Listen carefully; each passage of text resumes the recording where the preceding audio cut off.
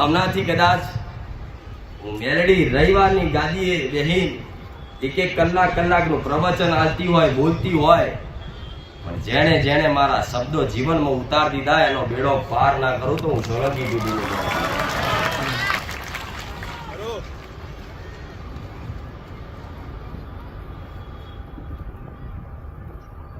આ માતા, પેલી માતા, પેલો ભૂવો, બધું કરી કરીને આયા બધાય, કોઈ બાકી નહીં.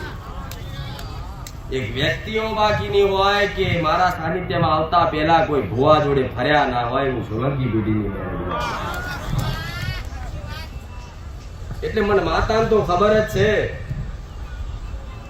કે તમે ભટકેલા મનુષ્ય કહેવાય, કે જેને સાચી દિશા, સાચો માર્ગ એને દેખાતો નહીં, એટલે આમ તેમ ભટકતા કદાચ મારા સાનિધ્ય સુધી આયા હોય તો મારી મેલડીની તો એક જ એવી આશા હોય કે તમે મારા સાનિધ્યમાં આયા હોય, મારા શરણે આયા હોય તો બીજે ચોય જવા ના દઉં. સોલંકી દીદીનું